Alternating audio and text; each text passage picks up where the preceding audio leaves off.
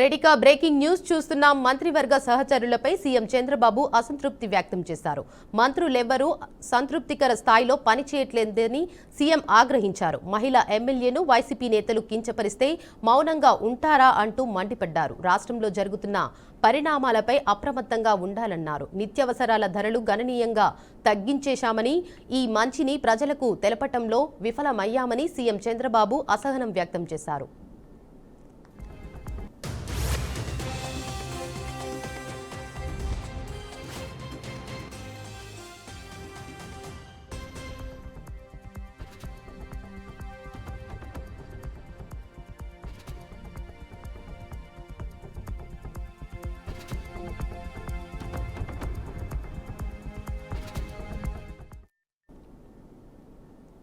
నేడు తెలంగాణ రాష్ట్ర మంత్రివర్గ సమావేశం జరగనుంది. మధ్యాహ్నం 3 గంటలకు రాష్ట్ర మంత్రివర్గం భేటీ కానుంది.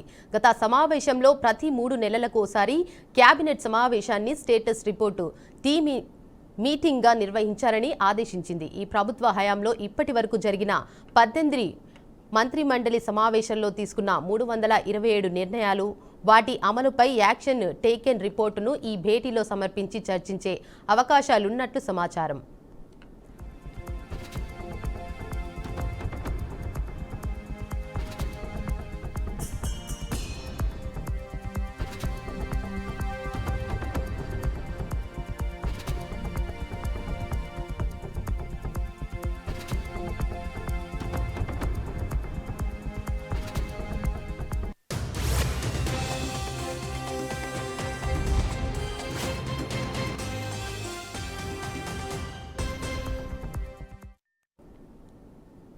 బీఆర్ఎస్ ఎమ్మెల్యే మాజీ మంత్రి హరీష్ రావు ఇవాళ ఉదయం 11 గంటలకు కాళేశ్వరం కమిషన్ కి హాజరు కానున్నారు.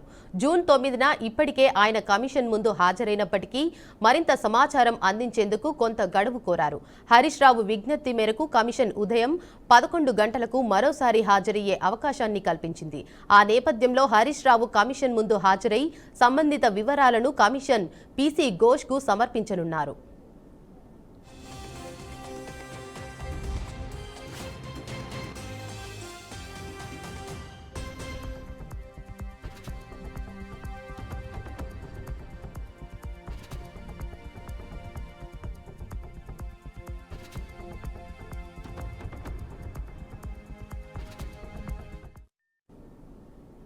భారత ప్రధాని నరేంద్ర మోదీ 8 రోజుల పాటు 5 దేశాల్లో పర్యటించారు.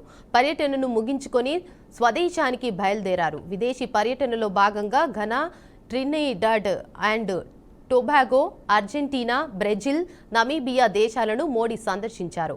పలు ద్వైపాక్షిక సమావేశాల్లో పాల్గొన్న మోదీ శ్రేణి ఒప్పందాలను కుదుర్చుకున్నారు. నమీబియా పర్యటన అనంతరం ప్రధాని ఢిల్లీకి బయలుదేరినట్లు అధికారులు తెలిపారు.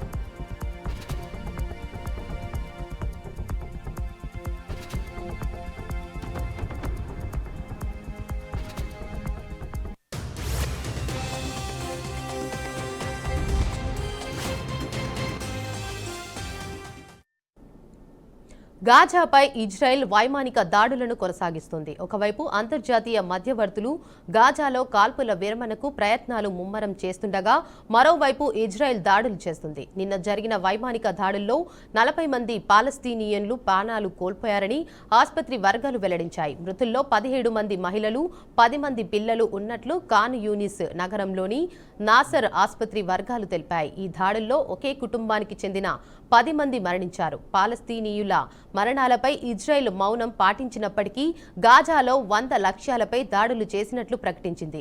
మిలిటెంట్లపై, అనుమానిత నిర్మాణాలపై, ఆయుధ నిల్వ కేంద్రాలపై, క్షిపణి లాంచర్ల, సొరంగ మార్గాలపై ఈ దాడులు జరిగినట్లు పేర్కొంది.